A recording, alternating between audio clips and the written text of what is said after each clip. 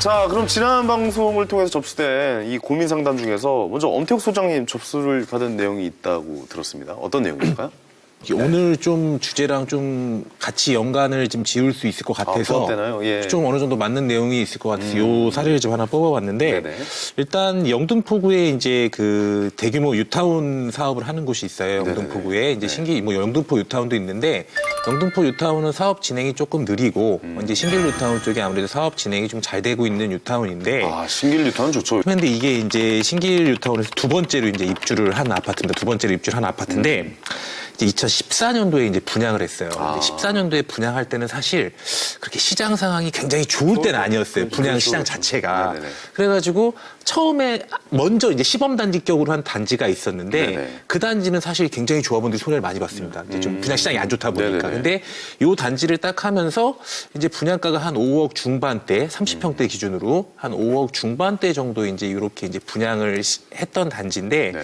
이제 공사를 해서 이제 2017년도 이제 입주를 했죠. 네. 사실 뭐 굉장히 대단지에 이렇게 7호선 라인이 붙어 있는 그렇죠. 그 이제 아파트인데 네.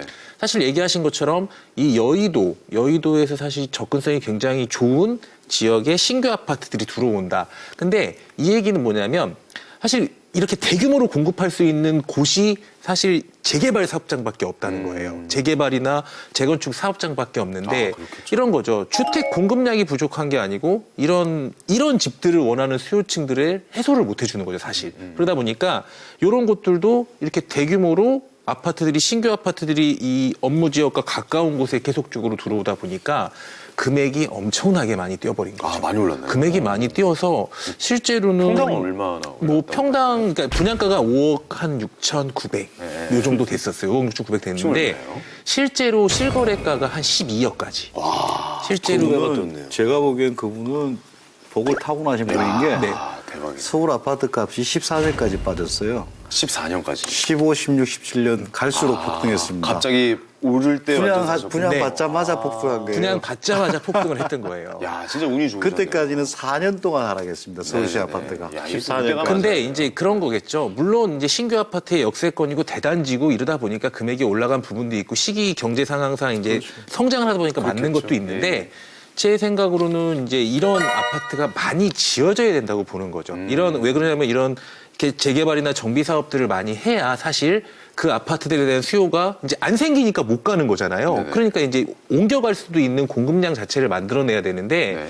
너무 이 공급 자체를 어떻게 보면 안 되게 틀어막고 있다 보니까 이런 신규 아파트들이 점점 줄어들면서 가격이 점점 상승을 한다라고 보는 거죠. 네네. 그래서 일단 이분은 이렇게 모든 것이 잘 맞아서 이제 이거를 이제 가격이 이제 많이 오른 상황이다 보니까 그렇죠. 이걸 어떻게 매도를 해야 될까요, 말아야 될까요? 이제 이런 고민 내용이었어요. 궁금하신 건데. 그게 행복한 고민이죠. 행복한 예. 고민인데 그렇죠, 이제 그렇죠. 아무래도 뭐 금액이 많이 올랐어도 본인 분도 이게 만약에 팔았는데 더 오르면 더 오를 수 있죠. 또 이제 좀 저기 하잖아요. 그래서 그게 한 3번 정도 위기가 온다면서요? 아파트 팔아야 아, 팔어 바로.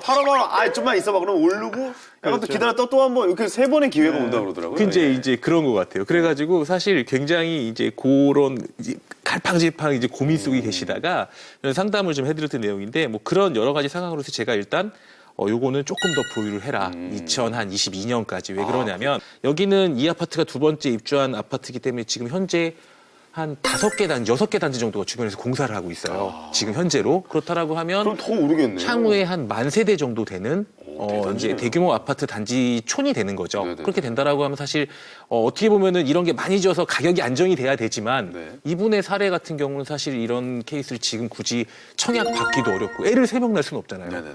그러니까 당시에 청약을 어렵게 분양을 받으셨으니 이런 거는 조금 보유를 하시는 게 일단 사실 투자 보유를. 차원에서는 네. 훨씬 좋지 않을까 이렇게 지금 생각을 저는 다른 해봅니다. 차원에서 또 접근해 드리면은 네네. 뭐그 단지는 저는 전혀 모르는 단지고 네.